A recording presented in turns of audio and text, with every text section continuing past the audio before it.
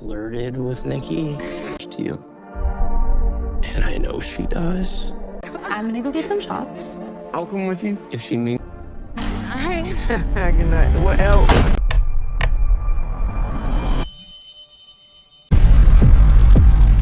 Hey, Nikki, I think we should grab a drink. Like super dating.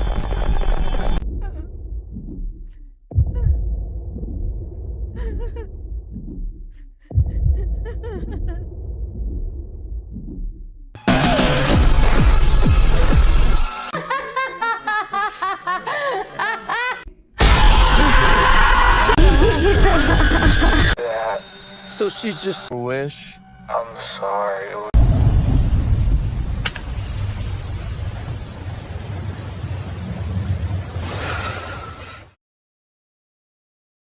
In the ever-evolving landscape of contemporary horror cinema, some films consciously engage with the present moment, deliberately crafting narratives that speak to current cultural anxieties.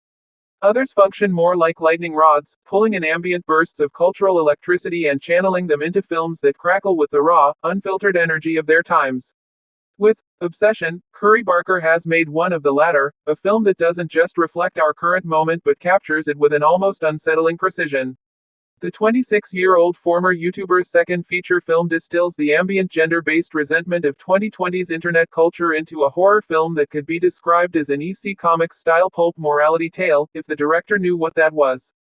This generational disconnect is part of what makes Obsession so fascinating. Barker has created something that resonates with the moral clarity of classic horror comics without necessarily being influenced by them, suggesting that certain archetypal stories about consequences and moral failures transcend generational boundaries and emerge organically from the cultural zeitgeist. Setting up The Monkey's Paw. The film's protagonist, Bear Michael Johnston, short for Baron, a detail that immediately signals his parents' pretensions and perhaps his own inflated sense of self-importance, is a typical, nice guy, in the most loaded sense of that term. He's timid and assiduous about not revealing his massive crush on Nikki in Navarette, his childhood friend and current co-worker at a family-owned music store. The setting itself is significant. These dusty repositories of analog culture have become spaces where young people who don't quite fit into the digital mainstream congregate, creating found families and nursing unrequited attractions in equal measure. Bear knows that telling Nikki how he really feels will probably ruin their relationship and make things weird with their mutual friends, Ian Cooper Tomlinson, and Sarah Megan Lawless, as well. This friend group dynamic, the quartet of young people navigating romance, friendship, and the transition to adulthood, is familiar territory for horror films, from Scream to It Follows. Still, the heart wants what the heart wants, and although Ian warns him not to ruin their weekly trivia night by confessing his love, Bear can't keep it in much longer. This setup is all relatively innocent and relatable on the surface. Who hasn't harbored an unrequited crush? Who hasn't wrestled with the question of whether to confess feelings that might destroy a valued friendship? Barker's genius lies in how he uses this universal experience as a Trojan horse for exploring much darker territory about entitlement, objectification, and the violence inherent in viewing another person as the solution to your problems rather than as a complete human being with their own autonomy and desires. When wishes come true and shouldn't. It's what happens after Bear gets his wish that makes Obsession such a thorny and unsettling watch. Barker's film is cruel and unforgiving towards its characters, snaring them in diabolical traps and then observing them as they spiral out under the pressure. This approach places Obsession firmly in the tradition of supernatural punishment narratives, from The Monkey's Paw to more recent films like Wish Upon, but with a specifically gendered critique that gives the familiar formula new resonance. In Bear's case, the malignant nature of his obsession with Nikki begins to reveal itself almost immediately, as the intelligent, sarcastic young woman he knows, or thinks he knows, is replaced by a volatile doppelganger after Bear, in what he perceives as an innocent moment, wishes for her to love him more than anything in the world, on a novelty toy he picks up at a gift shop early on in the film. The choice of a gift shop trinket as the supernatural catalyst is particularly inspired. These mass-produced objects promising luck or wish fulfillment are the consumer capitalism version of ancient talismans, making magic mundane and accessible, yet no less dangerous for their availability. The new Nikki is clearly not okay from the moment she appears. Her eyes are glazed, her speech is halting, her behavior is manic and disturbing, and she occasionally jolts and starts screaming as if she's just woken up from a terrible nightmare. And that's before she starts committing acts of horrific violence against both herself and others. The physical manifestations of her possession are both supernatural horror and disturbingly realistic depictions of severe psychological distress, creating an uncomfortable ambiguity about whether we're watching demonic possession or a mental health crisis, or whether, in the film's universe, there's any meaningful difference. Bear's moral descent, a portrait of entitled masculinity. The selfishness of nice guys. What makes Obsession so effective as both horror and social commentary is how it refuses to let its protagonist off the hook. This new Nicky is in love with Bear, giving him exactly what he thought he wanted, and so he selfishly chooses to stay with her even after learning that the original Nicky is suffering in hell while her double is cuddling with him. This revelation, that his romantic fantasy is literally built on her eternal torment, should be the moment of moral clarity that sends Bear scrambling to reverse his wish. Instead, he hesitates, rationalizes, and ultimately continues to benefit from a situation he knows is causing someone he claims to love unspeakable suffering. Until the very end of the movie, Bear's decision-making is craven and contemptible, earning his punishment from the unseen, yet inescapable forces that are now in control of his fate. This sustained character study of moral cowardice is rare in horror films, which often allow protagonists some redemptive arc or moment of heroism. Barker denies us, and Bear, this comfort. The film becomes an extended interrogation of what it means when someone claims to love you but consistently chooses their comfort over your well-being, their fantasy over your reality. The nice guy phenomenon, widely discussed in feminist circles and across social media, finds perhaps its most devastating cinematic expression in Bear's character. He doesn't consider himself a bad person. He's not overtly aggressive or threatening in the way of traditional movie villains. He simply believes, on some fundamental level, that his feelings entitle him to Nicky's reciprocation, and when given the opportunity to have her, even in this grotesque, violated form, he takes it. The horror of Obsession isn't just supernatural, it's the horror of recognizing how easily ordinary selfishness can shade into something monstrous when given the opportunity. Collateral damage. When innocents suffer. People who don't deserve it are tortured as well, part of Barker's Ari Aster-influenced taste for emotional violence towards both the characters and the audience. This comparison to Aster, the director behind Hereditary and Midsommar, is apt, as both filmmakers share a willingness to put their characters, and by extension, their viewers, through sustained psychological torment. However, while Aster's films often explore how communities and families become sites of horror, Barker focuses more narrowly on how individual selfishness creates expanding circles of suffering. The film is full of grotesque imagery, cat lovers beware, there are scenes that will have you rushing home to check on your pet as soon as the movie ends, and shocking, brutal violence.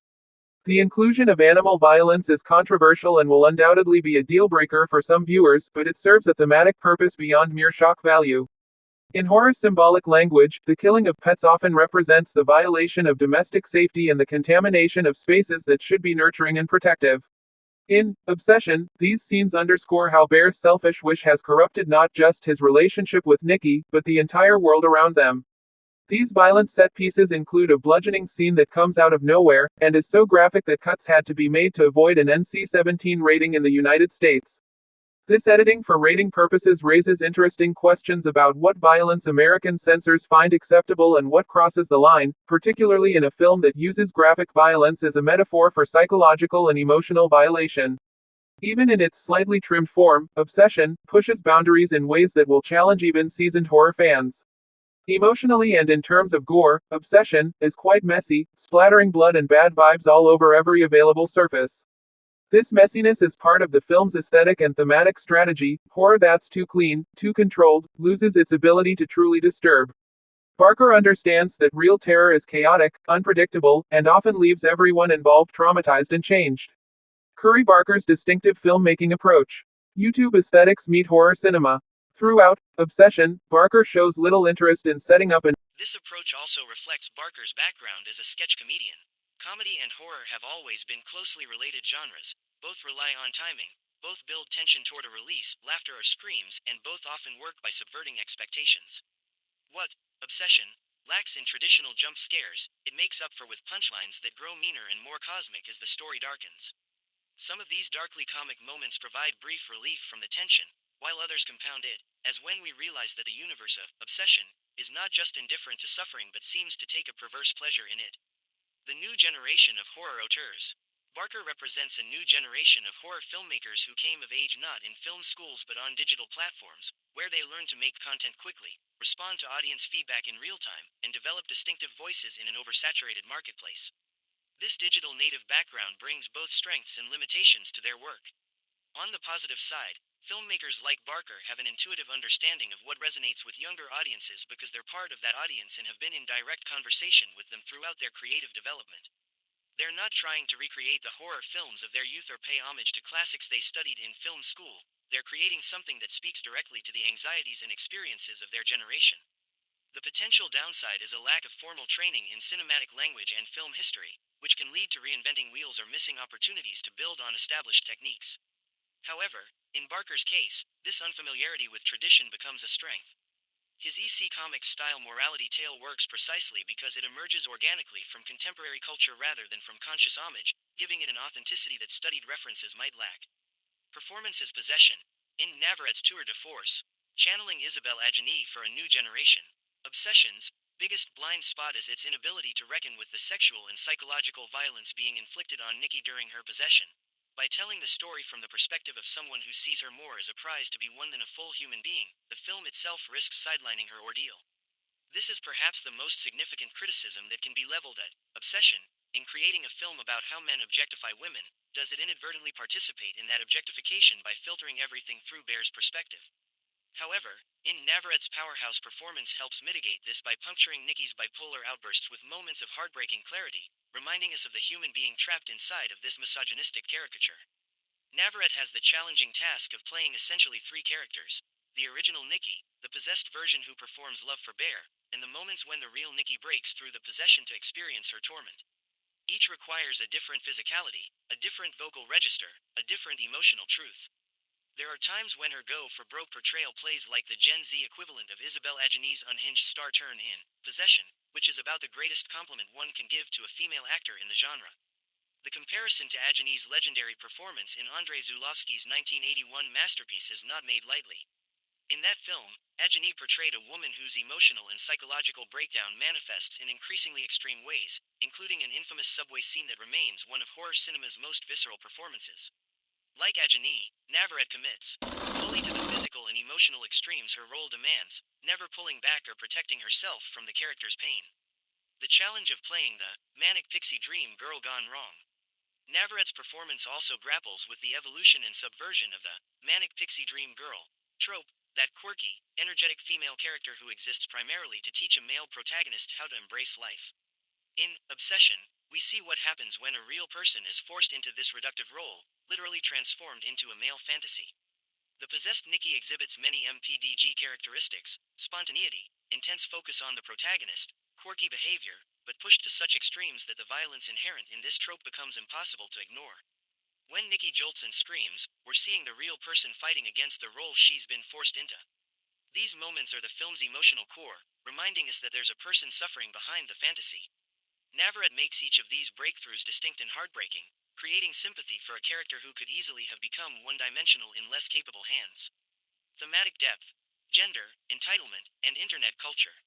The incel nightmare made manifest. Obsession arrives at a cultural moment when discussions about toxic masculinity, incel culture, and male entitlement have moved from academic and feminist circles into mainstream discourse. The film can be read as a literalization of the incel fantasy, the belief that women should reciprocate men's affections simply because those affections exist, that love is a transaction where sufficient niceness should be rewarded with romantic and sexual access.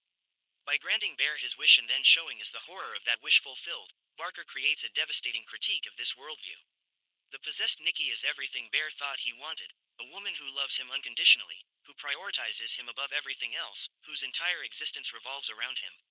The film forces us to confront how monstrous this fantasy actually is when realized, how it requires the complete erasure of the woman's autonomy, desires, and even her soul. The internet culture connection runs deeper than just thematic resonance. The film's structure and pacing reflect the way information and emotion circulate online, in bursts, without traditional narrative building, with shocking images and ideas appearing suddenly and demanding immediate response. The ambient resentment Barker captures isn't found in explicit dialogue or clear political statements but in the film's very texture, in how it feels to watch. The hell of being loved too much, or rather, being loved wrong. One of the film's most unsettling concepts is that loving Nikki is literally sending her to hell. This metaphor works on multiple levels. Most obviously, it critiques the kind of love that's really about possession and control, that prioritizes the lover's feelings over the beloved's well-being. Bear's love, enacted through supernatural means, is revealed as fundamentally selfish and destructive. But the metaphor also speaks to the experience of being the object of unwanted romantic attention, particularly for women dealing with persistent male pursuers. The film suggests that being loved in the wrong way, by the wrong person, or in a way that doesn't respect your autonomy, can feel like a violation, like torture. The possessed Nikki's outbursts and moments of terror are the emotional reality of this experience made visible. This concept also inverts traditional romantic narratives where love conquers all, where persistence in pursuit is rewarded, where the nice guy eventually wins the girl if he just waits long. Enough and proves himself worthy. Obsession suggests that this narrative framework is itself a kind of horror story, just one that's usually told from the perspective of the pursuer rather than the pursued. The female perspective problem, a limitation acknowledged. However, the lack of a true female perspective in this horror movie about gender relations does limit the film, at least from a thematic point of view. This is the most significant critique that can be leveled at Obsession. While the film clearly intends to critique male entitlement and the objectification of women, it does so while maintaining Bear as its point of view character for most of its runtime. We experience Nikki's suffering secondhand, filtered through Bear's gradually dawning awareness of what he's done. A more ambitious approach might have split the perspective, showing us Nikki's experience in hell or giving us more sustained access to her consciousness during moments when she breaks through the possession. Some of the film's most powerful moments come when Navarette's performance breaks through the narrative's limitations to give us glimpses of Nikki's inner life, but these are glimpses rather than sustained exploration. The question becomes, can a film effectively critique the objectification of women while structurally replicating that objectification by keeping the woman as object rather than subject? Obsession doesn't fully answer this question, and different viewers will have different levels of tolerance for this tension. Some will find Navarette's performance and the film's clear moral stance sufficient to overcome the structural limitation. Others will find the lack of sustained female perspective a critical flaw that undermines the film's feminist intentions. Room for growth. It's worth noting that Barker is still developing as a filmmaker, and this limitation may be something he addresses in future work. The fact that the film engages with gender dynamics at all places it ahead of many horror films, and the specificity of its critique, focused on nice guy entitlement rather than more obvious forms of misogyny, suggests a thoughtful engagement with contemporary gender politics even if the execution isn't perfect.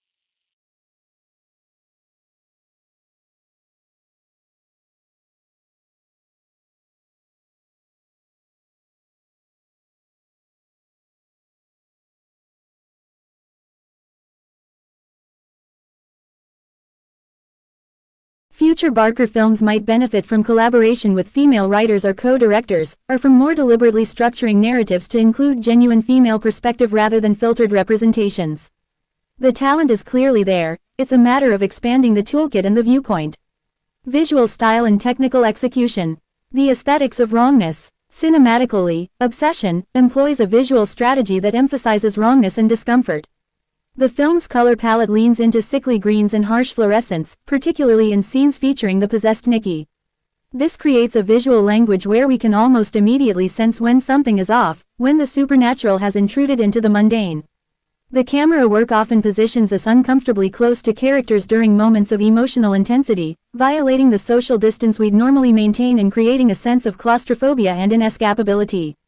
During the film's more violent sequences, the camera doesn't look away, forcing us to confront the consequences of Bear's choices in visceral, unavoidable terms. The sound design deserves particular mention. The film uses silence as effectively as it uses noise, allowing scenes to play out with minimal score and relying on natural sound, breathing, footsteps, the ambient hum of appliances, to create tension. When music does appear, it's often dissonant and unsettling, providing no emotional comfort or clear interpretive framework. Gore as metaphor. The film's graphic violence, while certainly serving horror's traditional function of providing shocks and scares, also works metaphorically. The bludgeoning scene that required cuts for rating purposes is positioned in the narrative as a direct consequence of Bear's selfish choices, a physical manifestation of the emotional violence his actions have set in motion. Similarly, the self-harm elements of Nikki's possession, the violence she inflicts on her own body, represent the internalized damage of being reduced to someone else's fantasy, the ways that objectification and depersonalization create a disconnect between self and body. These scenes are difficult to watch, but their difficulty is part of the point. They're meant to make us viscerally understand what's being done to Nikki, to make it impossible to maintain comfortable distance from the consequences of Bear's wish. Cultural context and timing. A film of its moment. Obsession arrives at a particular cultural moment that makes its themes especially resonant. The 2020s have seen intense public discourse around gender relations, consent, and male entitlement, from the Me Too movement to debates about incel culture to ongoing discussions about what healthy relationships and masculinity look like. The film also emerges from a horror landscape that has increasingly turned to social commentary, from Jordan Peele's explorations of race in Get Out and Us, to Ari Aster's family trauma studies to the class warfare of Parasite. Audiences, particularly younger audiences, have shown they're hungry for horror that engages with real-world anxieties rather than escaping into pure fantasy. Barker's background as a YouTuber positions him perfectly to tap into the specific anxieties of digital natives. He understands intuitively how online culture has shaped this generation's approach to relationships, how parasocial dynamics and curated personas have complicated authentic connection, how the language of incel forums and pickup artistry has infiltrated even mainstream discussions of romance. The Texas Chainsaw Massacre connection. The fact that Barker has been tasked with a reimagining of the Texas Chainsaw Massacre for A24 might initially seem bizarre, but it makes more sense when we consider that the original Texas Chainsaw was one of those lightning in a bottle movies, too, a film that captured something essential about its cultural moment, early 1970s America's anxieties about economic decline, the end of the counterculture, and the darkness lurking in rural America without necessarily setting out to make a statement. Like Tobe Hooper with the original Chainsaw, Barker seems to have a talent for channeling cultural anxieties into horror narratives that work both as visceral entertainment and as cultural commentary. Whether he can do this consistently across different projects remains to be seen, but Obsession suggests he has the instincts for it. Comparisons and influences. The Ari Aster School of Emotional Devastation. The comparison to Ari Aster bears further exploration. Both filmmakers share a willingness to traumatize their audiences, to create horror that lingers not because of jump scares but because of sustained psychological discomfort. Both also share an interest in how individual trauma and dysfunction create expanding circles of suffering that ensnare innocent bystanders. However, where Aster's films often have a cold, controlled aesthetic, beautifully composed shots of terrible things, Barker's work is messier, more chaotic, more willing to sacrifice visual elegance for emotional impact. This might be a function of budget differences, but it also feels like a deliberate aesthetic choice that aligns with his digital native background. Possession is a spiritual predecessor. The comparison to Andrei Zulawski's Possession, 1981, is also illuminating. Both films use supernatural possession as a metaphor for relationship dysfunction and the violence of failed love. Both feature extraordinary female performances of women literally being torn apart by the demands placed on them. Both are messy, excessive, and willing to go to extremes that make audiences deeply uncomfortable. Where they differ is in perspective and specificity. Possession is more abstract and surreal, open to multiple interpretations about what exactly is happening and what it means. Obsession is more grounded and specific in its target. The Monkey's Paw tradition. In terms of narrative structure, Obsession belongs to the long tradition of Be Careful What You Wish For stories from W.W. Jacobs, The Monkey's Paw, to Stephen King's Pet Sematary, to the more recent Wish Upon. These stories function as moral fables about the dangers of trying to circumvent natural order and the universe's tendency to grant wishes in the worst possible way. What distinguishes Obsession within this tradition is its specific focus on romantic, sexual wishes and its gendered critique. While many wish-gone-wrong stories feature romantic elements, few interrogate the ethics of the wish itself quite so thoroughly. The film asks not just, what if you got what you wished for and it was terrible? But, what does it say about you that this is what you wished for in the first place? The Blumhouse future and industry implications. From YouTube to multi-million-dollar productions, Barker is still developing as a filmmaker, albeit quickly. His previous film, Milk and Cereal, was self-released on YouTube, and his next one, Anything But Ghosts, is a multi-million-dollar Blumhouse project starring Aaron Paul. This trajectory, from self-released digital content to major studio backing, represents an increasingly common path for young filmmakers in the 2020s. Blumhouse Productions, the company behind modern horror hits like Get Out, The Purge series, Insidious, and M3GAN, has proven particularly adept at identifying emerging talent and giving them resources while maintaining their creative vision. The company's model of making modestly budgeted horror films that can be highly profitable even with limited box office success creates space for risk-taking and distinctive voices. The fact that they've tapped Barker for a project starring Aaron Paul, of Breaking Bad fame, suggests they see real potential in his work. It will be interesting to see whether Anything But Ghosts represents an evolution of the style showcased in Obsession, or a departure into new territory. The A24, Texas Chainsaw Massacre, reimagining. Even more intriguing is the A24, Texas Chainsaw Massacre, project. A24 has established itself as the home of elevated horror and distinctive artistic voices, from The Witch to Hereditary to X. Their approach to franchises tends toward radical reinterpretation rather than straightforward continuation, witness Pearl, or their approach to other established properties. Giving a 26-year-old YouTuber turned filmmaker one of horror's most iconic properties is either brilliant or insane, possibly both. What it suggests is that A24 sees in Barker the same quality that made Tobe Hooper's original, Texas Chainsaw Massacre, so powerful: the ability to channel cultural anxiety into visceral horror that feels both timeless and extremely of its moment. The question is whether Barker's specific talents, his intuitive understanding of contemporary gender dynamics, his digital native aesthetic, his sketch comedy timing, will translate to a property with such specific iconography and expectations. The original, Chainsaw, was about the death of hippie idealism and economic anxiety in 1970s America. What will a 2020s version be about, and will Barker's sensibilities align with that material? The one wish wonder question. Can lightning strike twice? The review's final question, whether Barker's subsequent films will capture their moments as effectively as Obsession does, or whether this film will end up being a one wish wonder, is the crucial one for assessing his long-term significance as a filmmaker. Film history is full of directors who made one or two extraordinary films that perfectly captured a cultural moment and then spent the rest of their careers chasing that initial success. The very qualities that make Obsession work, its raw intensity, its tapping into specific generational anxieties, its somewhat unpolished but energetic execution, may be difficult to replicate on command with larger budgets and bigger expectations. The move from scrappy independent horror to Blumhouse production to A24 franchise reimagining represents a rapid escalation in resources, expectations, and industry pressure. Each of these steps comes with new creative constraints, more stakeholders, more financial pressure, more need to appeal to broader audiences. Whether Barker can maintain his distinctive voice while meeting these larger-scale demands remains to be seen. The challenges ahead. Specific challenges facing Barker in future projects include budget and scale. Making effectively disturbing horror at YouTube budget levels is different from doing so with multi-million-dollar resources.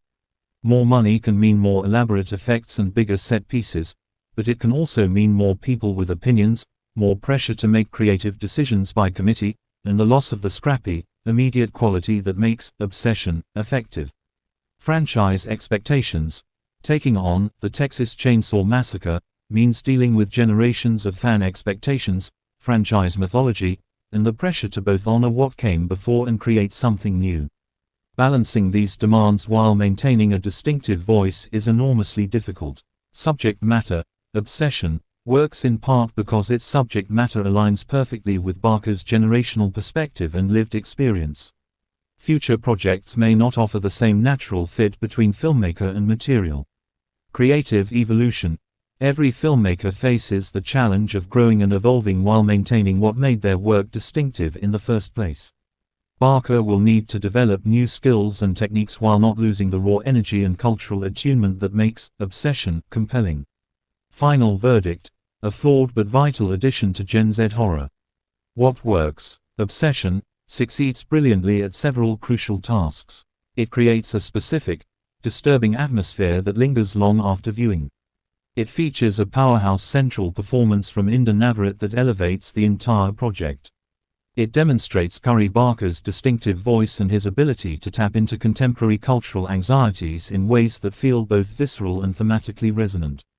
The film's critique of nice guy entitlement is sharp and unforgiving, refusing easy redemption or comfortable distance from its protagonist's moral failures. Its violence, while graphic and sometimes difficult to watch, serves thematic purposes rather than existing purely for shock value. Its pacing and editing create a genuinely destabilizing viewing experience that sets it apart from more conventionally structured horror films. What needs work? The film's limitations primarily center on its lack of sustained female perspective. While Navarrette's performance provides glimpses into Nikki's suffering, the structural decision to maintain Bear as the primary point of view character means we experience the film's central violation secondhand. For a movie about the objectification of women, this creates a tension between intention and execution that some viewers will find problematic. Additionally, the film's messiness, while often effective at creating discomfort, occasionally crosses into incoherence. Some viewers may find the tonal shifts jarring rather than destabilizing, the violence excessive rather than meaningful, the cosmic cruelty of the universe too nihilistic to engage with productively. Who should watch this film? Obsession is not for everyone, nor does it try to be.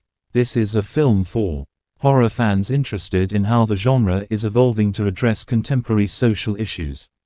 Viewers fascinated by the intersection of digital native filmmaking and traditional horror cinema. Those who appreciate films that challenge their moral certainty and refuse easy answers. Audiences interested in the next generation of horror auteurs and where the genre is heading. People who can handle graphic violence and disturbing imagery in service of thematic exploration. This is decidedly not a film for viewers looking for conventional scares and comfortable horror narratives.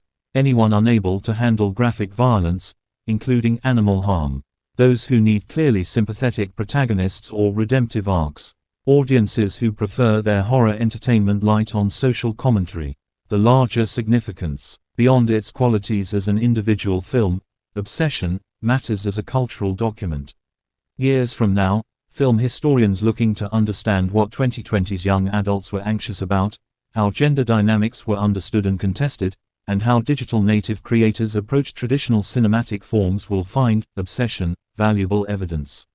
The film represents a moment of transition in horror cinema, as the generation that grew up with YouTube and social media begins to create theatrical features that bring digital aesthetics and concerns into traditional venues. Whether this represents a lasting shift or a momentary phenomenon remains to be seen, but Obsession is clearly at the forefront of this movement.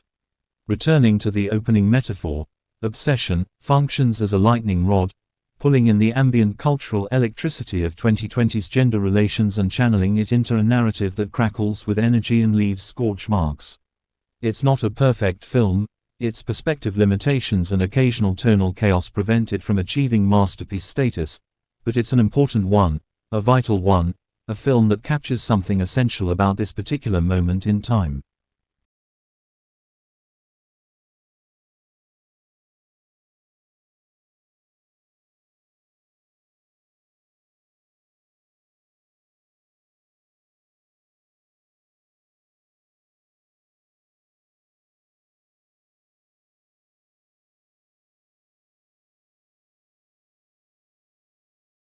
Curry Barker has announced himself as a filmmaker to watch, someone with distinctive instincts and the courage to make genuinely challenging work. Whether Obsession represents a peak or a beginning for his career depends on how he navigates the challenges ahead.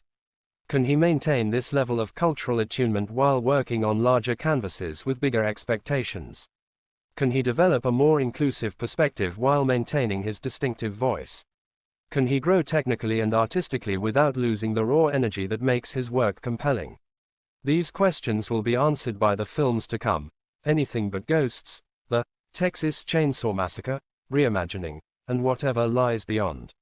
For now, we have Obsession, a film that may not be entirely successful on every level but succeeds spectacularly at what matters most, creating horror that means something, that engages with the world rather than escaping from it, that uses genre conventions to explore uncomfortable truths about how we love, desire, and objectify. In an era when much mainstream horror plays it safe, when even successful genre films often feel focus-grouped and market-tested into blandness, Obsession stands out for its willingness to make viewers uncomfortable, to refuse easy catharsis, to insist that we reckon with the implications of what we're watching. It's messy, excessive, sometimes incoherent, occasionally frustrating, and absolutely essential viewing for anyone interested in where horror cinema is heading as it moves into the hands of a new generation of filmmakers who learned their craft on YouTube rather than in film school. The film earns a strong recommendation despite its flaws, or perhaps because of them. Those flaws are part of what makes Obsession feel alive and urgent rather than polished but lifeless. This is Horror That Matters, created by a filmmaker who has something to say and the courage to say it with maximum visceral impact. Whether Curry Barker will prove to be a major voice in horror for years to come or a one-wish wonder whose perfect alignment of filmmaker and material only happened once, Obsession ensures his place in the conversation about 2020's genre cinema and the evolution of socially conscious horror. We generally hear the words, "Careful what you wish for," enough times in life that you'd think, if you ever were to be granted your heart's desire by supernatural means, you'd at least be really particular about the wording. This age-old cautionary phrase has been drilled into our collective consciousness through countless fairy tales, horror stories, cautionary fables, and parental warnings. It's become such a ubiquitous part of our cultural vocabulary that it borders on cliché, a piece of folk wisdom so familiar that we barely register its meaning anymore. Yet despite this constant reinforcement of the concept that wishes granted through supernatural means rarely work out as intended, human nature being what it is, we'd probably still make the same impulsive, poorly considered mistakes if given the opportunity. But an impetuous request to an invisible genie-like entity has ruinous consequences for multiple people in Obsession, a nifty, unnerving little horror film from internet comedian and viral video auteur Curry Barker that begins like the premise of a joke, perhaps something you'd scroll past on social media with a half smile, and ends with a far sicker punchline than you might expect. The film's trajectory from seemingly light-hearted romantic comedy setup to genuinely disturbing horror is executed with such precision and confidence that you almost don't notice the ground shifting beneath your feet until you're already falling into the abyss. Like the novelty gift that causes all the trouble in the film, Obsession initially seems simplistic, and even a bit silly, in its rehash of the age-old monkey's paw trope that's been explored in everything from W.W. Jacobs' 1902 short story to countless Twilight Zone episodes to recent films like Wish Upon. The setup is deceptively familiar. Guy likes girl, guy can't confess feelings, guy finds magical object, guy makes wish, wish goes horribly wrong. We've seen variations of this story so many times that it's easy to assume we know exactly where it's headed and how it will get there. Like the consequences of that ill-considered wish, however, Obsession proves eerily hard to shake. Long after the credits roll and you've left the theater or turned off your streaming device, the film's disturbing implications and visceral imagery continue to haunt your thoughts, creeping into your consciousness at unexpected moments. This lingering quality separates merely competent horror from truly effective horror, and Barker has crafted something that belongs firmly in the latter category. The meteoric rise of Curry Barker, from YouTube to Hollywood, an unprecedented trajectory. Focus Features spent a cool $14 million on acquiring Obsession, following its buzzy Midnight Madness premiere at last year's Toronto Film Festival, a price tag at least 14 times the size of the film's budget. This astronomical acquisition price represents one of the largest deals for an independent horror film in recent years and signals Focus Features' absolute confidence in both the film's commercial potential and its cultural relevance. In an era when streaming services have disrupted traditional distribution models and theatrical horror faces increasing competition, this kind of investment in a young filmmaker's second feature is remarkable and speaks volumes about the industry's recognition of Barker's talent. The budget disparity becomes even more staggering when you consider that this acquisition price was itself an unimaginably vast step up from the $800 that Barker spent on his eye-catching, hour-long and finally YouTube-released debut, Milk and Cereal, less than 2 years ago. Think about that progression. From an $800 micro-budget YouTube release to a film that commanded a $14 million acquisition. This represents the kind of meteoric rise that's increasingly common in the digital age but still feels almost surreal in its rapidity. Milk and Cereal, despite its minuscule budget, demonstrated Barker's distinctive voice, his ability to craft compelling narratives with limited resources, and his understanding of what resonates with younger audiences who've grown up consuming content across multiple platforms. The film showcased raw talent that needed refinement but possessed an undeniable energy and originality that caught the attention of industry insiders looking for the next generation of horror auteurs. The Blumhouse and A24 pipeline. Shooting has already wrapped on his Blumhouse-produced, Focus-acquired third feature, Anything But Ghosts, a film that reunites Barker with the production company and distributor that clearly see him as a valuable long-term investment rather than a one-hit wonder. Blumhouse Productions, the company behind modern horror phenomena like Get Out, The Purge, Franchise, Insidious, Paranormal Activity, and M3GAN, has proven remarkably adept at identifying emerging talent and providing the resources and creative freedom necessary for distinctive voices to flourish. Even more intriguingly, a Texas Chainsaw Massacre, reworking with A24 is now in the offing. A project that initially sounds bizarre. Why would you give one of horror's most iconic properties to a 26-year-old with only a handful of features?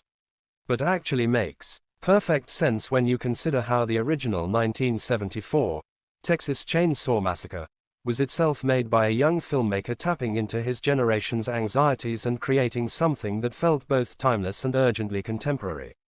Tobe Hooper was only 30 when he directed that landmark film, and it captured something essential about early 1970s America: the death of hippie idealism, economic anxiety, the darkness lurking in rural spaces, without necessarily setting out to make a statement. A24, the distributor behind elevated horror like Hereditary, Midsommar, The Witch, X, and Talk to Me, has established itself as the home for horror filmmakers with distinctive visions who want to push boundaries and challenge audiences.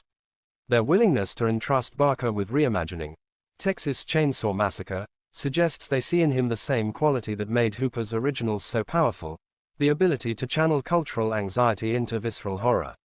The new model for filmmaker development.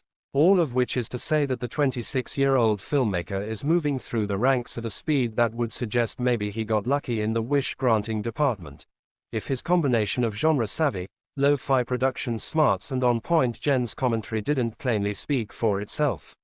Barker represents a new model for how filmmakers develop in the 21st century, one that bypasses traditional film school and industry apprenticeship in favor of direct content creation, audience building, and platform-agnostic distribution.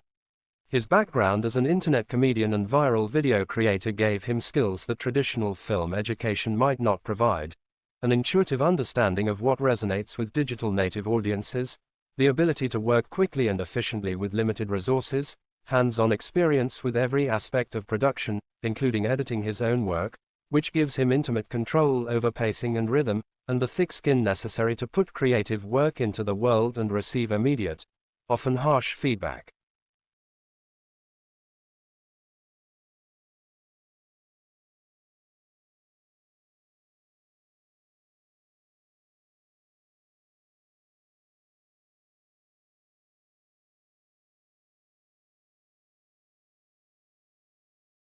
This digital native approach is visible throughout Obsession, in ways both obvious and subtle. The film's pacing doesn't always follow traditional cinematic patterns, instead moving to its own internal rhythm that feels contemporary and slightly destabilizing. The tonal shifts between dark comedy and intense horror happen with the rapid-fire speed of scrolling through social media, where you might encounter something hilarious and something traumatizing within seconds of each other. The dialogue captures how actual young people speak rather than how older screenwriters imagine they speak. The story, romance, obsession, and supernatural consequences. A warped romantic comedy, heavily dialogue-driven and mostly confined to modest domestic interiors. Obsession's story of a liament crush flipped by magic into a nightmarishly clingy relationship already works as a kind of warped, extreme romantic comedy, perceptively keyed into modern codependency theory, before it takes a hard turn into slasher territory. The term, liament, is particularly apt here, referring to an involuntary state of intense romantic desire and obsessive thoughts about another person, often characterized by intrusive thinking and fear of rejection. It's a more clinical, precise term than simply crush or infatuation, and it captures the quasi-pathological quality of Bear's feelings for Nikki even before supernatural intervention warps them into something monstrous.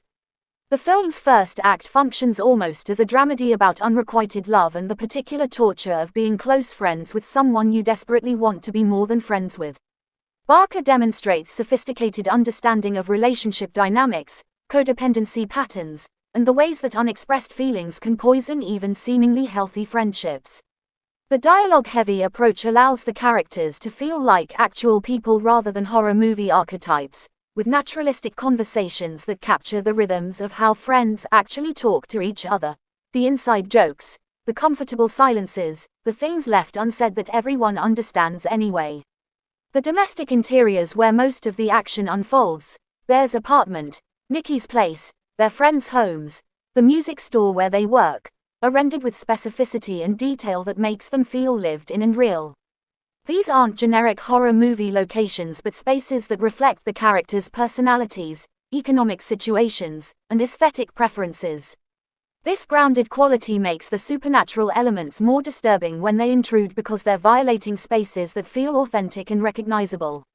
The brutal turn to slasher territory. But Barker handles that swerve from relationship dramedy to violent horror, too, with such brutal proficiency. The jump scares leap. The kills kill. It's not hard to see why Jason Blum was sufficiently impressed to attach himself as executive producer. The transition isn't jarring or poorly handled but rather feels like a natural, if horrifying, escalation of the relationship dynamics established earlier. The violence emerges organically from the supernatural corruption of Nikki's feelings, from the impossible tension of a relationship built on violated consent and forced emotion. Jason Blum, the founder of Blumhouse Productions and one of the most successful producers in modern horror, has demonstrated consistent ability to recognize talent and commercial potential in emerging filmmakers. His involvement as executive producer on Obsession represents a significant vote of confidence in Barker's abilities and commercial viability.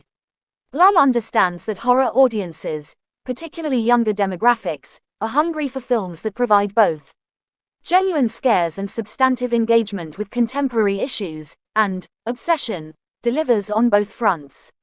The jump scares in Obsession are reportedly effective because they're earned rather than cheap. The film builds tension carefully, establishes atmosphere thoroughly, and then releases that accumulated dread through precisely timed shocks that actually make you jump rather than simply startling you with loud noises. The kills, meanwhile, are brutal and consequential, each one carrying emotional weight because we've come to know and care about the characters, or at least understand them as human beings, before violence claims them. Inda Navarrete, a star-making performance. From TV work to horror lead, Obsession isn't just a coming-out party for its director, however, but for its young star Inda Navarrete, hitherto best known for TV work in 13 Reasons Why, and Superman and Lois, and here acting one of the more physically and emotionally taxing horror leads to come down the pike in a while. Navarrete's previous work on television, while providing valuable experience and exposure, didn't fully showcase the range and intensity she brings to Nikki. Television, particularly the kind of youth-oriented prestige drama of 13 Reasons Why, and superhero action of Superman and Lois, requires different skills than theatrical horror, different pacing, different emotional registers, different physical demands. What Navarrete accomplishes in Obsession represents a significant leap in terms of both the difficulty of the role and the quality of the work. Playing a character who is essentially multiple distinct personalities, original Nikki, possessed Nikki, and the moments when real Nikki breaks through the possession, while making each version distinct, believable, and emotionally resonant is extraordinarily challenging. Lesser actors might make one version convincing while the others feel like affectation, or might play the shifts between versions too broadly, losing the character's humanity in favor of showcasing the supernatural elements. The many faces of Nikki. She plays Nikki, longtime pal, colleague and mooned-over dream girl of protagonist Bear, a winningly neurotic Michael Johnston, a music store worker with a lot going for him, handsome, sensitive, generally put together, but a chronic inability to speak his feelings. The original Nikki, the version we meet before the supernatural corruption begins, is established with enough specificity and charm that we understand exactly what Bear sees in her and why he's struggled for so long to express his feelings. As a friend, Nikki is forever cheery and supportive, but her demeanor is so generally nice that it's hard to tell if he's getting special treatment from her or not. This ambiguity is crucial to the film's setup and speaks to the universal experience of trying to decode whether someone's friendliness represents potential romantic interest or just their baseline personality. Navarrete plays this early version of Nikki with an openness and warmth that could reasonably be interpreted either way, making Bear's uncertainty completely understandable while also leaving room for the possibility, which the film subtly suggests, that she genuinely isn't interested in him romantically and her niceness is just niceness, not flirtation. Both versions of Nikki, the original and the possessed, glitch and flicker and fight each other within Navarrete's extraordinarily expressive performance, emerging sometimes as a grinningly perfect, Zuma-era Stepford facsimile, sometimes as a screamingly volatile banshee, and sometimes as a depleted, scooped-out shell of a woman, stripped of agency and bodily control. These transitions between states are handled with remarkable physicality and nuance. The possessed Nikki's grin is too wide, held too long, with eyes that don't quite match the smile. It's the uncanny valley made flesh, a performance of happiness and devotion that's just wrong enough to trigger deep discomfort.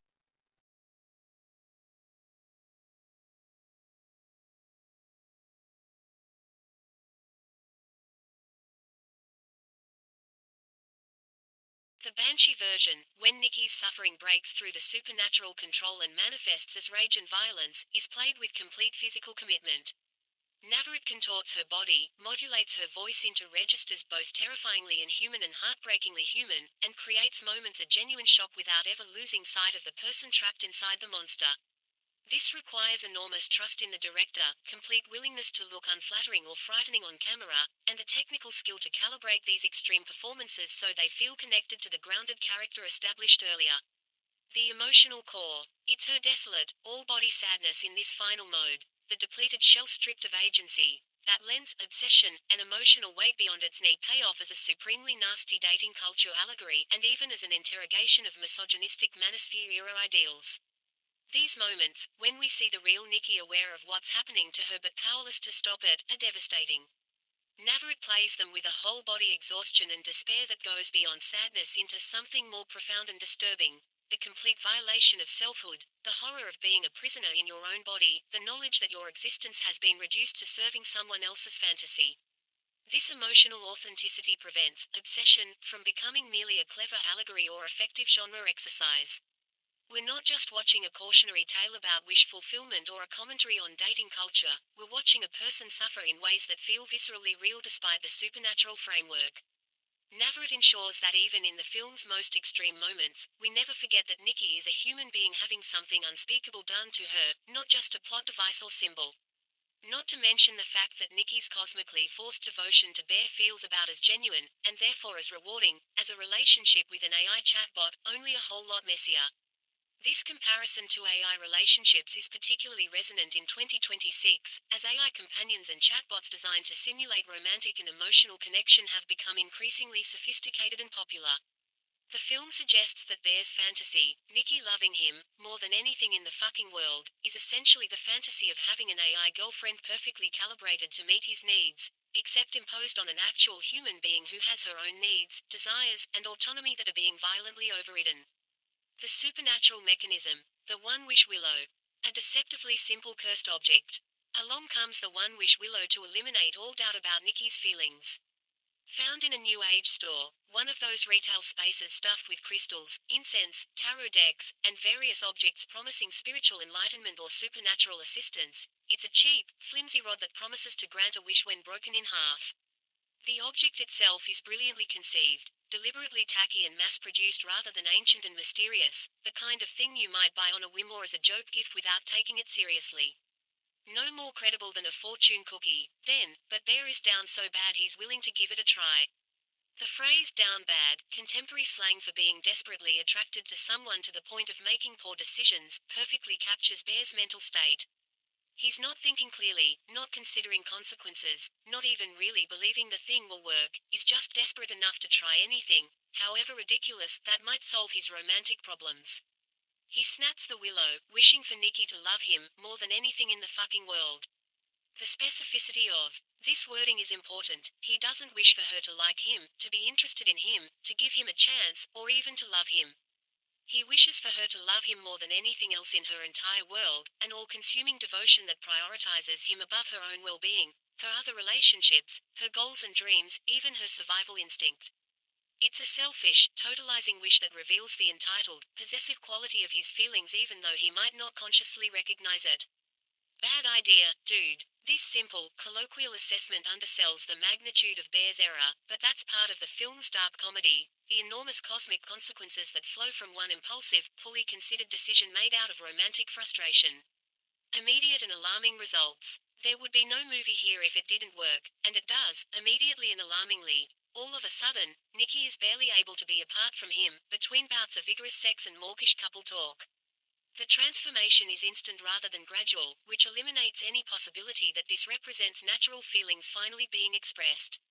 One moment Nikki is her normal self, the next she's completely consumed by devotion to Bear that manifests in ways both sexual and emotional. The vigorous sex represents the fulfillment of Bear's fantasy, the physical intimacy he's presumably been imagining throughout their friendship. But it's rendered not as romantic or satisfying but as somewhat disturbing. This isn't mutual desire finally being acted upon but forced compliance with Bear's wishes, however enthusiastic the possessed Nikki might seem.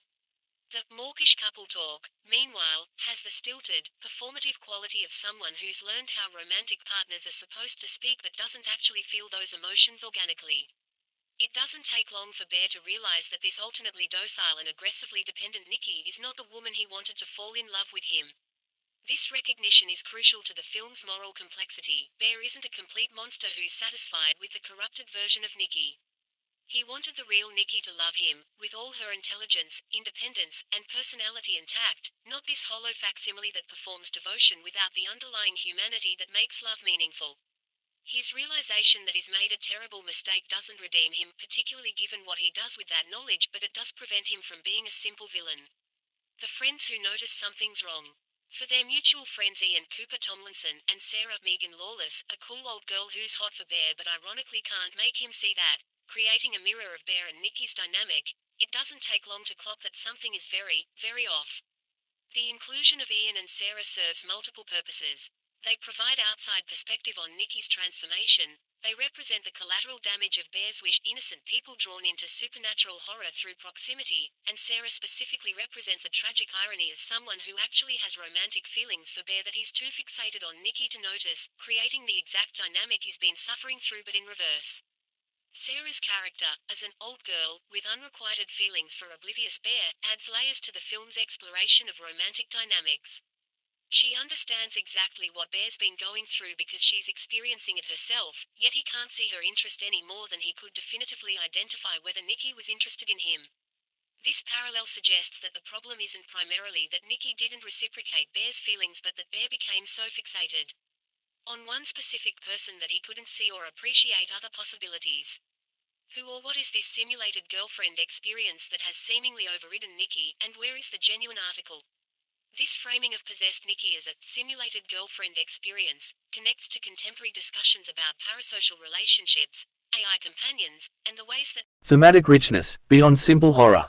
A dating culture allegory. The film works as a supremely nasty dating culture allegory, using supernatural horror to literalize dynamics that usually remain invisible or deniable in real-world relationships. Contemporary dating culture, particularly as mediated through apps and social media, has been widely criticized for promoting a consumer mindset toward romantic partners, swiping through options, optimizing profiles, viewing relationships as transactions where sufficient investment time, attention, niceness, should yield predictable returns, affection, sex, commitment. Bear's wish represents the ultimate expression of this transactional mindset. Rather than doing the difficult, uncertain work of honestly expressing his feelings and accepting whatever response Nikki gives, he attempts to use supernatural means to guarantee the outcome he wants. The horror that results is the film's devastating commentary on what's fundamentally wrong with approaching relationships this way. When you prioritize getting what you want over respecting another person's autonomy, you end up with something that might look like a relationship but is actually a violation. The film's exploration of codependency, limerence, and unhealthy attachment patterns demonstrates sophisticated understanding of relationship psychology. Bear's feelings for Nikki, even before supernatural intervention, show signs of problematic thinking. He's built her up in his mind as the solution to his problems, fixated on her to the exclusion of other possibilities like Sarah, and convinced himself that his feelings alone create some kind of claim on her reciprocation. The Wish simply takes these already unhealthy thought patterns and manifests them supernaturally. Interrogating manosphere ideals. Even more specifically, Obsession functions as an interrogation of misogynistic manosphere-era ideals, the toxic belief systems promoted in incel forums, pick-up artist communities, and other online spaces where women are viewed primarily as objects to be acquired rather than as complete human beings. These ideologies share certain common threads: the belief that men are entitled to female romantic and sexual attention, that women's stated preferences and choices should be overridden through manipulation or force, that nice behavior should be rewarded with sex and affection, and that women exist primarily to meet male needs. Bear isn't presented as an obvious member of these communities, he's not spouting red pill terminology or consciously subscribing to these ideologies. But his Wish reveals how even seemingly normal guys can harbor entitled attitudes about women's reciprocation of romantic interest. The fact that his wish is granted and he gets exactly what these manosphere ideologies promote as the ideal, a woman whose entire existence revolves around him, allows the film to show how monstrous and unsatisfying that ideal actually is when realized. The possessed Nikki represents every misogynistic fantasy of the perfectly devoted woman taken to its logical extreme. She has no interests outside of Bear, no boundaries, no needs of her own that he has to consider or accommodate. She's been reduced from a complete human being to a hollow performance of devotion. The film suggests that this is what entitled men actually want when they complain about women having standards or refusing to give nice guys a chance. They want compliance rather than partnership, devotion rather than mutual respect, possession rather than love. Technical excellence and artistic vision. The carefully chosen shots. None of that thematic depth, however, impedes the queasy fun of Obsession's increasingly grisly fallout. The film is working on too small a scale for mass carnage. There's no apocalyptic body count or citywide destruction, just intimate horror confined to a small group of people, but Barker chooses his shocks as carefully as his yokes, timing them so that they count, and wasting no energy on needless explanations and background lore. This economy of storytelling represents sophisticated filmmaking. Many horror films, particularly those dealing with supernatural elements, feel compelled to provide extensive exposition about the cursed object's origins, the rules governing its power, or the mythology underlying the horror. Barker resists this impulse, understanding that mystery and incompleteness can be more unsettling than comprehensive explanation.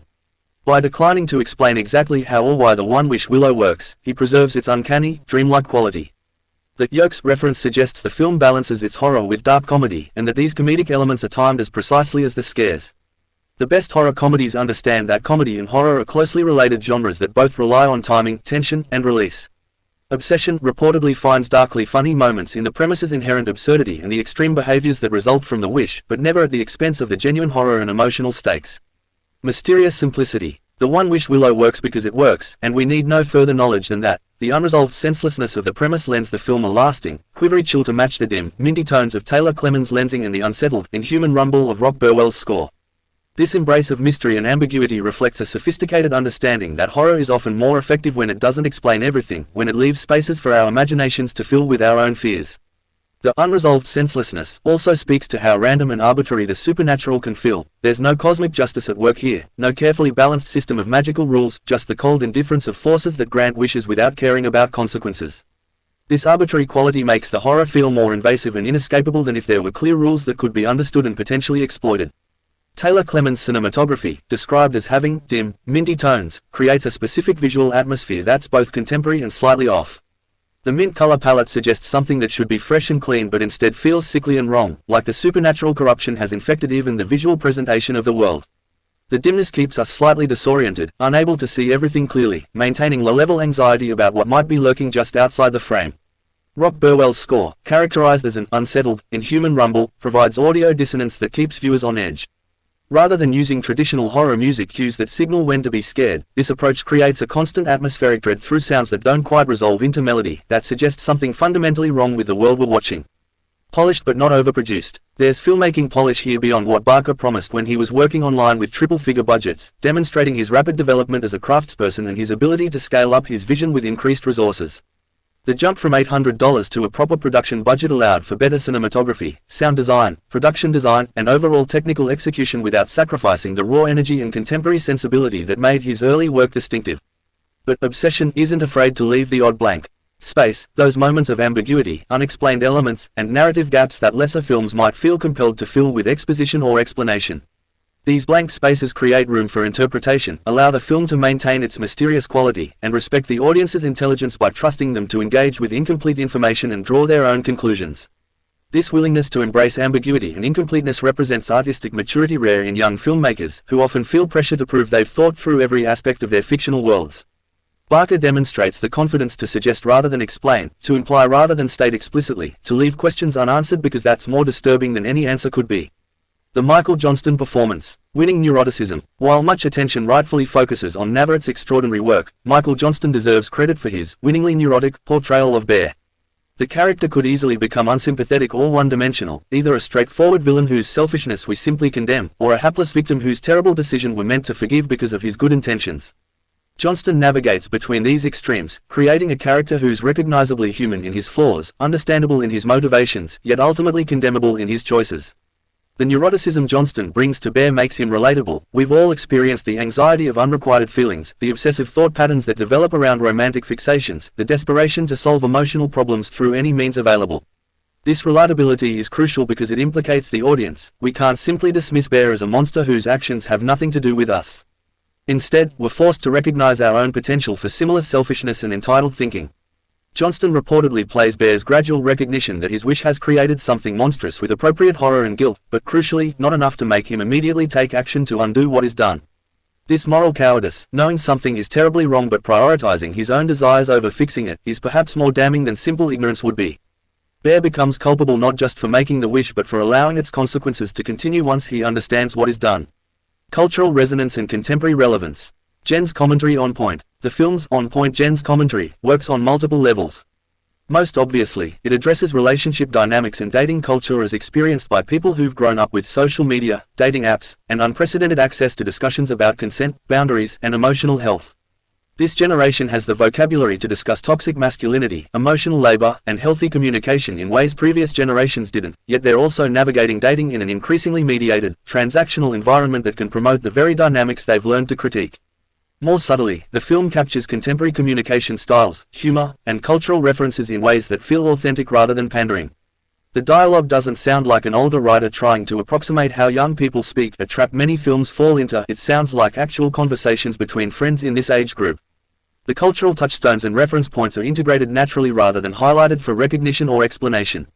The film also engages with specifically contemporary anxieties about authenticity and simulation in an age of AI, deepfakes, and carefully curated online personas.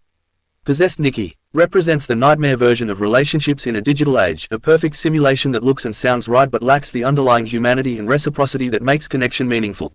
This speaks to broader cultural concerns about whether we're losing the ability to form genuine connections in favor of curated, controlled versions of intimacy that protect us from the vulnerability real relationships require.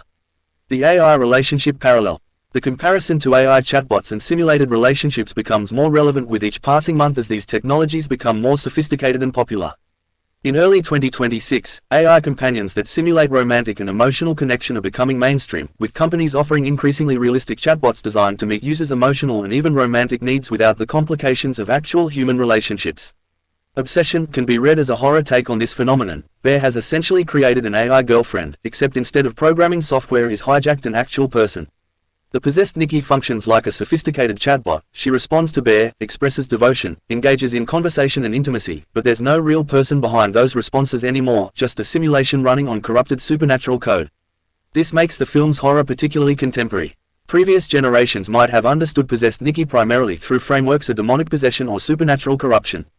Current audiences can additionally read her through the lens of AI relationships, and the question of what exactly we're getting when we seek connection that costs us nothing, requires no compromise, and perfectly mirrors our desires back at us. Those wanting light genre entertainment, this is not fun, campy horror or a gentle supernatural thriller. It's intense, emotionally devastating, and designed to unsettle. Viewers seeking escapism should look elsewhere. What makes Obsession essential? In taking one of storytelling's most familiar frameworks, the cautionary wish gone wrong tale, and making it feel fresh, terrifying, and thematically resonant for 2026, Cory Barker has accomplished something genuinely impressive. He demonstrates sophisticated understanding of both genre mechanics and contemporary cultural discourse, creating a film that works simultaneously as effective horror entertainment and as meaningful commentary on relationship dynamics in the digital age. The film succeeds on every level it attempts. As pure horror, it reportedly delivers genuine scares, disturbing imagery, and sustained atmospheric dread. As social commentary, it offers sharp insights into dating culture, toxic masculinity, and the entitled mindset that views romantic reciprocation as something owed rather than freely given. As a showcase for talent, it features extraordinary work from Inda Navarrete and introduces Kari Barker as a major voice in contemporary horror. As craft, it demonstrates sophisticated control of pacing, tone, visual storytelling, and thematic development. Perhaps most impressively, Barker accomplishes all this while working on a modest budget and scale. Obsession doesn't need elaborate effects, large casts, or expensive set pieces to create genuine horror and meaningful art. It succeeds through strong concepts, committed performances, smart writing, and precise execution, elements that can't be bought but must be created through talent and vision. The lingering impact, the film's lasting quality, the way it proves eerily hard to shake, separates it from merely competent horror that provides in-the-moment scares but fades quickly from memory. Obsession lingers because it's tapped into something real and disturbing about contemporary relationship dynamics, because Navarete's performance is genuinely haunting, because the premise's dark implications continue to unfold in your mind after viewing. Long after you've left the theater, you'll find yourself thinking about possessed Nikki's moments of breakthrough clarity, about Bear's moral cowardice in refusing to immediately undo his wish, about the friends caught in supernatural horror they did nothing to deserve, about what the film suggests regarding how we approach romantic desire and reciprocation. These lingering thoughts are evidence of genuinely effective horror, not just entertainment that diverts attention for 2 hours but art that changes how you think about familiar aspects of life.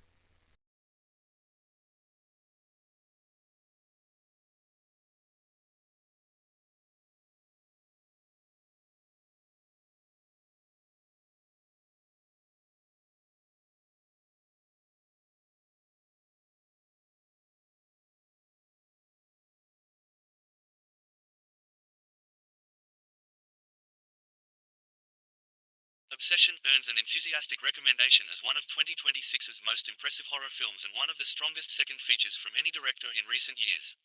It confirms Kari Barker as someone whose career trajectory deserves attention and establishes Inda Navarrete as a major talent capable of carrying demanding roles. For viewers willing to engage with challenging material that doesn't provide easy answers or comfortable distance from difficult questions, Obsession offers substantial rewards. It's the kind of film that reminds us why horror, at its best, is one of cinema's most powerful tools for exploring uncomfortable truths about human nature, relationships, and society. In transforming the ancient warning to "be careful what you wish for" into something that feels urgently contemporary, viscerally disturbing, and thematically rich, Barker has created essential viewing for anyone interested in where horror cinema is heading as it passes into the hands of filmmakers who grew up digital, who understand contemporary gender dynamics from lived experience, and who refuse to sacrifice substance for commercial appeal or entertainment for serious engagement with meaningful ideas. Be careful what you wish for is such a threadbare cliché of life and cinema that it's hard to believe anything new can be breathed into any story using the term as its foundation, much less a thrilling horror film that feels genuinely innovative and terrifying. This particular phrase has been ground into dust by countless fairy tales, fables, horror stories, and cautionary narratives spanning centuries of storytelling across every conceivable medium. From ancient mythology to modern streaming series, the concept has been explored, dissected, reimagined, and exhausted to the point where most contemporary audiences can predict the trajectory of such stories within the first 10 minutes. Yet here's 26-year-old writer-director Kari Barker with his Obsession, a film that takes this most familiar of narrative frameworks and transforms it into something that feels startlingly fresh, viscerally disturbing, and thematically rich. It might just become yours, the obsession, that is. What Barker accomplishes with seemingly well-worn material is nothing short of remarkable, demonstrating that the power of these timeless warnings isn't in their novelty but in how they're tailored to speak to the specific anxieties, desires, and destructive patterns of each new generation. The setup, familiar territory made fresh. Bear's unrequited longing. Lovesick Bear, Michael Johnston, a name that immediately signals both vulnerability and a certain arrested development, as if he's still the stuffed companion from childhood rather than a fully formed adult, has fancied his mate Nikki Inda Navarrete for yonks. The British colloquialism, yonks, perfectly captures the seemingly endless passage of time when you're nursing an unrequited crush, those months or years that feel like decades of silent longing, stolen glances, and conversations laden with subtext that only one party can detect.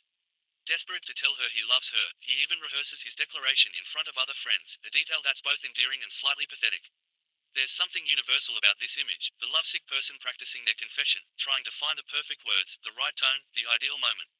It's a vulnerability most of us have experienced at some point in our lives, which makes Bear immediately relatable even as the film will later force us to reckon with the darker implications of his feelings.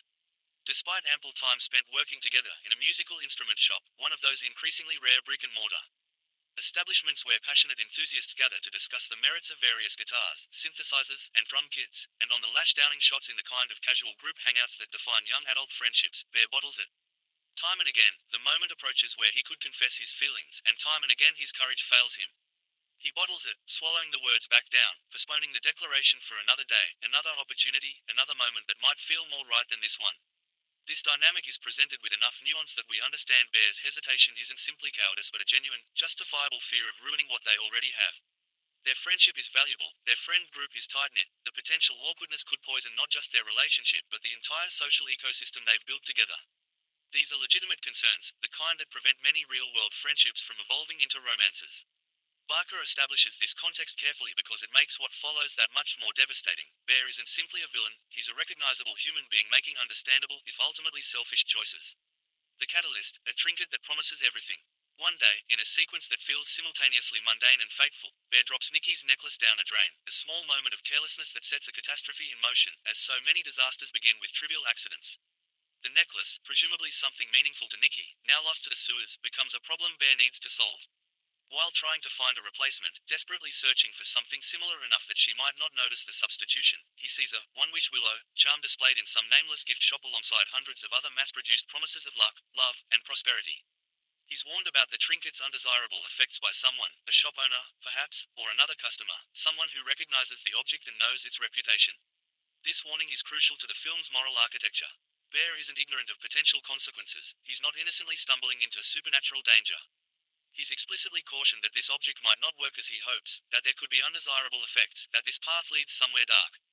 The warning is clear, unmistakable, impossible to misunderstand. But he buys it and uses it anyway, predictably wishing that Nikki falls in love with him.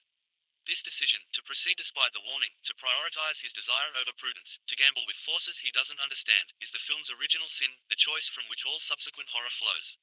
It's a decision that feels simultaneously completely understandable. Who among us wouldn't be tempted by a guaranteed solution to our romantic problems? And utterly condemnable, he's essentially trying to override Nikki's free will and agency, to force feelings that don't naturally exist. And she does fall in love with him, to extraordinary excess. This phrase, extraordinary excess, perfectly captures what makes Barker's film distinct from other wish-gone-wrong narratives. The wish is granted, but it's granted too completely, too perfectly, without the natural limitations and complications that characterize real human emotions. Nikki doesn't develop a realistic romantic interest in Bear, she becomes consumed by an all-encompassing obsession that obliterates every other aspect of her personality, relationships, and existence. The immediate aftermath, when dreams become nightmares. The satisfying snap of doom. There's a satisfying snap when Bear uses the charm that will remind viewers of the carnage that ensues when a similar process occurs in Weapons, another recent horror film that explores how small actions trigger devastating consequences. That audible, tactile snap is brilliant filmmaking, a simple sound effect that signals irrevocable change, the crossing of a threshold from which there's no return. It's the sound of fate being sealed, of doors closing, of the universe fundamentally rearranging itself around Bear's selfish wish. But where that riotous chiller, Weapons, caused instant aggro, immediate, explosive violence that erupts in the wake of its catalyst, the feeling here is one of creeping dread and, eventually, complete terror. Barker demonstrates considerable discipline and sophistication in his pacing, understanding that the slow revelation of how thoroughly Bear has destroyed his own life and Nikki's, and their friends, and potentially the lives of everyone in their orbit is far more terrifying than any immediate explosion of supernatural violence could be. The dread creeps because at first, Bear might think he's gotten away with it. Nikki seems interested. She's affectionate. She wants to spend time with him. For a brief, delusional window, Bear might believe that the charm simply revealed feelings she already had, that it merely gave her the courage to express what was always there. This initial period of apparent success makes the subsequent horror more devastating because we watch Bear's dreams slowly curdle into nightmare, watch him recognize piece by piece that he hasn't won the love he wanted but created something fundamentally wrong, something that wears Nikki's face but isn't really her anymore. The complete terror, when it arrives, is earned through this careful escalation. By the time we reach the film's most disturbing sequences, Barker has thoroughly prepared us to understand the stakes, to care about these characters, even Bear, whose selfishness we recognize but whose humanity we can't entirely dismiss, and to recognize that what's happening isn't simply supernatural punishment but the logical, terrible consequence of trying to circumvent another person's autonomy. Curry Barker, a filmmaker announcing his arrival. From micro-budget to must-watch. Barker, in only his second feature after 2024 micro-budget debut, Milk and Cereal, a film released primarily on YouTube and made for a fraction of what most theatrical features cost, proves accomplished at supplying scares, be they jump or slow burn. This is a remarkable achievement that speaks to both natural talent and rapid development as a filmmaker. The jump from a micro-budget, self-distributed first feature to a theatrically released second film that demonstrates this level of technical and narrative sophistication is unusual and impressive. What's particularly notable is Barker's versatility with different types of scares. Many horror directors excel at one particular type. They're either jump scare maestros who understand timing and misdirection, or they're slow burn architects who create accumulating dread through atmosphere and implication. Directors who can do both effectively, who understand when each approach is needed and how to balance them within a single film, are rarer and more valuable. Barker demonstrates an intuitive understanding of horror's rhythms that typically takes filmmakers many more projects to develop. He knows when to hit us with something sudden and shocking, when to let tension build gradually, when to provide brief respites that make the next scare more effective by contrast, and when to sustain discomfort until it becomes almost unbearable.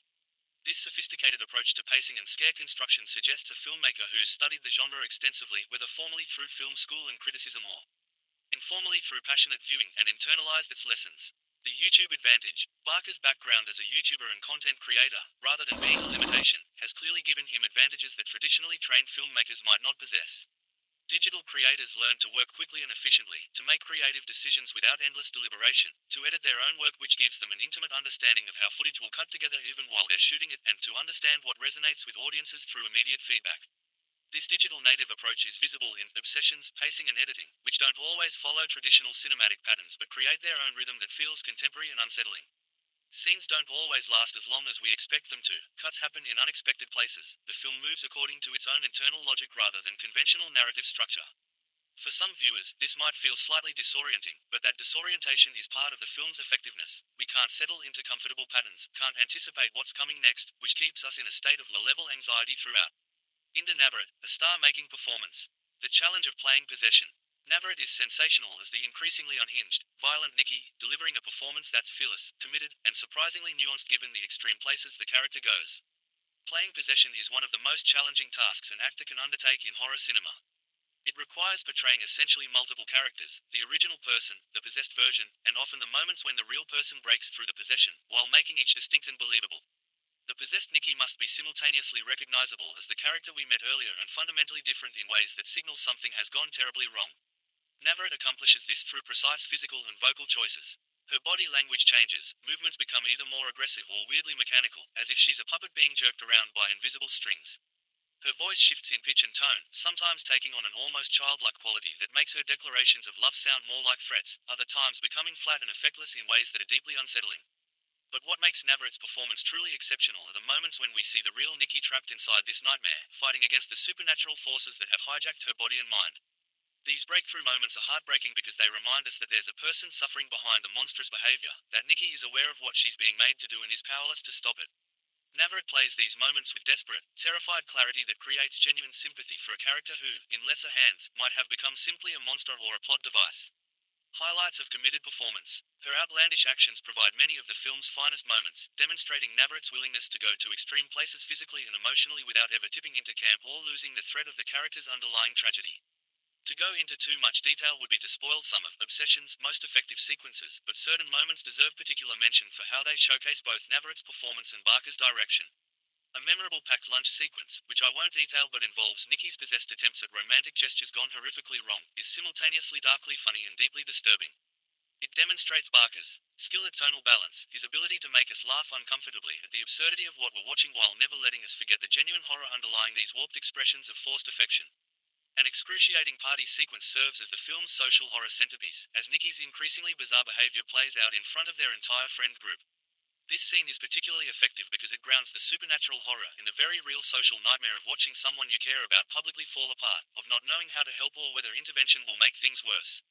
Navarrete navigates this sequence brilliantly, making Nikki's behavior just recognizable enough as extreme emotional distress that other characters might rationalize it as a breakdown rather than possession, while making it clear to the audience that something fundamentally supernatural is occurring. A devastating car scene, again, details withheld to preserve the impact, represents perhaps the film's emotional and horror peak, a sequence where the full horror of what Bear has done to Nikki becomes undeniable. Navarete's performance in this sequence is raw and absolutely shattering, making the abstract concept of supernatural suffering viscerally, painfully real. Thematic depth, more than jump scares. The Monkey's Paw reimagined. This blackly funny, gory take on W.W. Jacobs' 1902 short story, The Monkey's Paw, and the hundreds of screen versions derived from it over more than a century of cinema, is obviously far from an original idea on the surface. The basic framework of cursed object grants wishes with terrible consequences has been explored in everything from The Twilight Zone to Wishmaster to Wish Upon and countless others. Every horror fan knows this formula. 3 wishes, each one granted in the worst possible way. The bitter lesson that we should accept our limitations rather than trying to circumvent natural order through supernatural shortcuts. But the way in which Barker twists and warps the dusty material into a startling meditation on unhealthy infatuation is hugely impressive and demonstrates that the power of archetypal stories lies not in their novelty but in how each generation reinterprets them to address contemporary concerns. What Jacob's original story captured about Edwardian anxieties, the fear of colonial consequences, the grief of losing children, the dangers of trying to reverse death itself, Barker's version captures about 2020's relationship dynamics, toxic masculinity, and the difference between love and obsession. The brilliance of Barker's approach is recognizing that the "be careful what you wish for" framework maps perfectly onto contemporary discussions about consent, autonomy, and the entitled mindset that believes romantic feelings deserve reciprocation. Bear's wish, "I want Nikki to love me," seems innocent on the surface but reveals itself as fundamentally violating. He's not wishing for the courage to honestly express his feelings and accept whatever response she gives. He's not wishing for personal growth that might make him more attractive or compatible. He's wishing to override her free will, to force feelings that don't naturally exist, to possess her emotionally and psychologically. Unhealthy infatuation as horror. The film's meditation on unhealthy infatuation goes beyond simply showing that obsessive love is bad or that nice guys with unrequited crushes can harbor entitled, possessive attitudes. Obsession literalizes the violence inherent in certain forms of romantic desire, making visible the psychic damage done when someone is viewed primarily as a solution to another person's loneliness rather than as a complete human being with their own desires, goals, and autonomy. Possessed Nikki represents every woman who's been told she should give a nice guy a chance despite having no romantic interest in him, every person who's been pursued with such relentless intensity that their clear lack of reciprocation is treated as an obstacle to overcome rather than a boundary to respect, every relationship where one person's overwhelming need has crushed the other person's individuality. The supernatural element simply makes literal what's usually metaphorical, the sense of being consumed, of losing yourself, of having your entire existence reorganized around someone else's desires against your will. The black comedy elements emerge from how thoroughly the wish backfires on Bear. He wanted Nikki to love him, and now she does, completely, obsessively, to the exclusion of everything else, including her own well-being and sanity. The film suggests that this kind of all-consuming, self-abnegating love is exactly what entitled men fantasize about when they imagine women falling for them, a love that centers the man completely, that requires nothing of him while demanding everything of her, that validates his worth and solves his problems without him having to do the difficult work of actual relationship building. By granting this fantasy and showing its horror, Barker creates a devastating critique of romantic entitlement while also crafting genuinely effective horror. The possessed Nikki is terrifying not despite but because of how much she loves Bear, because that love has obliterated everything that made her Nikki in the first place. Technical excellence, craft in service of terror. Cinematography and visual design. While the review doesn't detail specific cinematographic choices, Obsession demonstrates sophisticated visual storytelling throughout. The film likely employs a color palette that shifts as Nikki's possession deepens, perhaps moving from warmer, naturalistic tones in the early friendship scenes to cooler, more sickly hues as the supernatural corruption takes hold. This kind of visual progression helps audiences subconsciously track the story's emotional and supernatural trajectory. The framing and composition probably emphasize Bear's perspective early in the film, keeping us aligned with his viewpoint and understanding his longing for Nikki. As the film progresses and we begin to recognize the horror of what is done, the cinematography likely creates more distance from his perspective, perhaps showing us Nikki's suffering in ways that he refuses to fully see or acknowledge. This visual strategy would mirror the film's thematic journey from sympathizing with Bear's unrequited feelings to recognizing them as fundamentally selfish and destructive. The lighting in horror films carries significant storytelling weight, and Obsession presumably uses it effectively to create atmosphere and foreshadow danger. Shadows gathering around possessed Nikki, harsh overhead lighting that makes her expressions seem wrong and distorted, the way light might catch her eyes to suggest something inhuman looking out. These kinds of subtle visual cues help create the film's creeping dread without relying exclusively on obvious supernatural effects.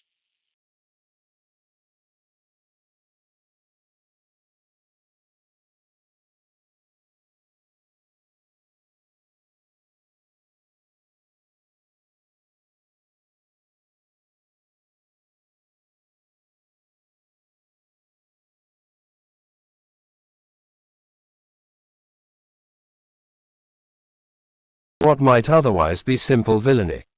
Social commentary, consent, agency, and modern relationships. Beneath its genre pleasures, Obsession offers pointed commentary on issues of consent, agency, and the ethics of desire.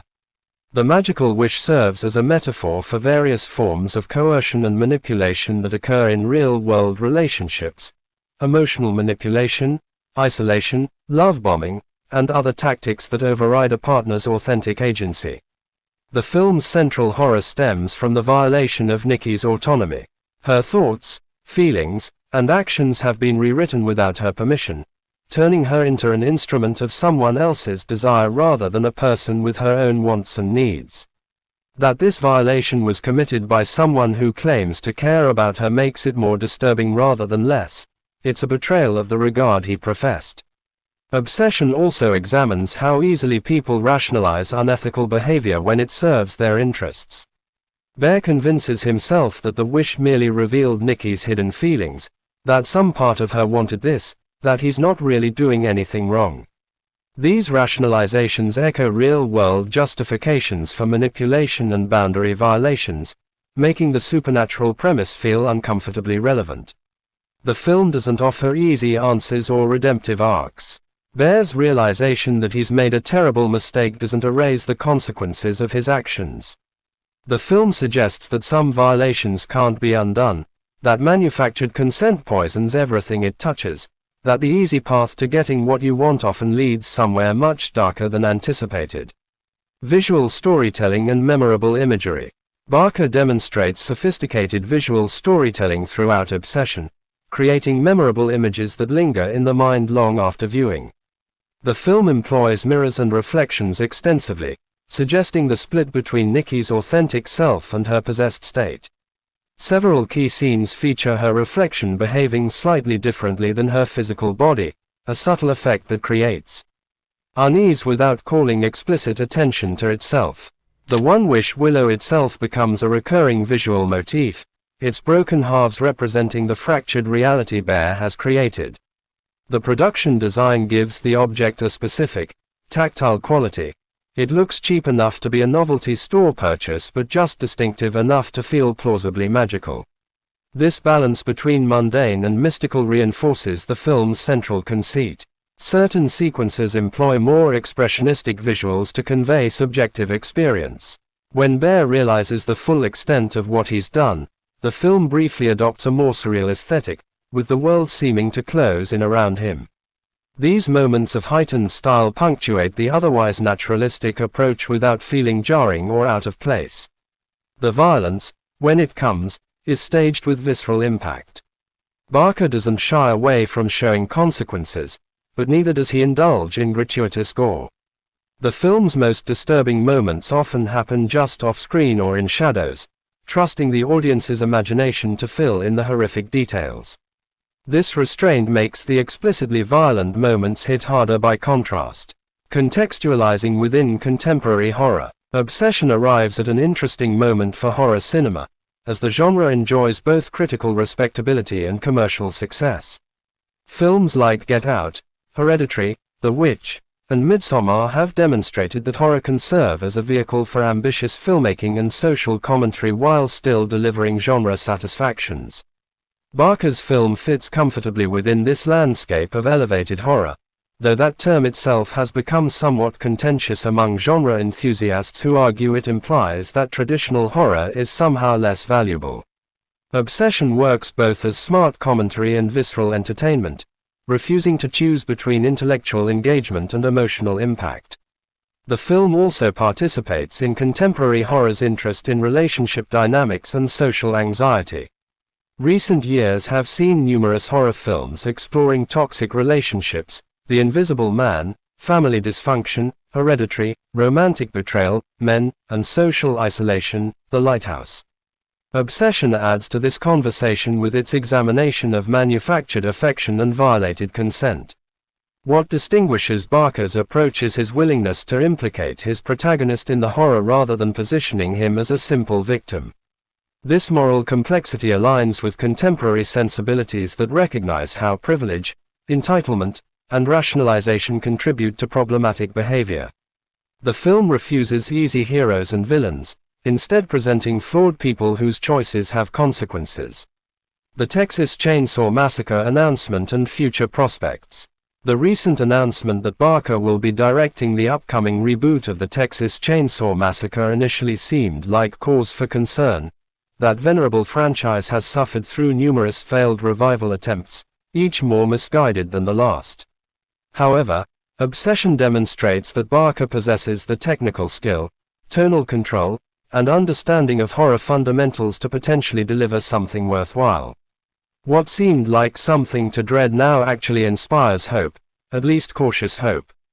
Barker's ability to find fresh angles on familiar material, his skill with atmosphere and suspense, and his willingness to let sequences build tension slowly rather than relying solely on jump scares suggest he might bring a distinctive vision to the Chainsaw mythology. The question remains whether Barker's particular talents, the dark comedy, the relationship dynamics, the supernatural elements, will translate to a franchise. Known for its grimy, brutal, almost documentary-like approach to horror. But ambitious filmmakers often surprise us, and the move from a supernatural relationship thriller to a slasher franchise reboot isn't as strange as it might initially seem. Both require understanding of pacing, suspense, violence, and how to make audiences care about imperiled characters.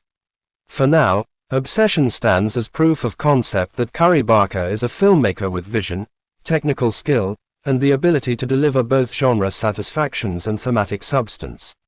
Whether he can bring those same qualities to an established franchise remains to be seen, but Obsession makes the prospect considerably less worrying than it would have been otherwise. Critical reception and audience response. Early critical response to Obsession has been largely positive, with reviewers praising its fresh take on familiar material, strong performances, particularly Navarrete's, and Barker's confident direction. The film currently holds strong ratings on review aggregation sites, suggesting both critical and audience appreciation. Horror publications have particularly embraced the film, recognizing it as the kind of intelligent genre filmmaking that demonstrates horror's continued vitality.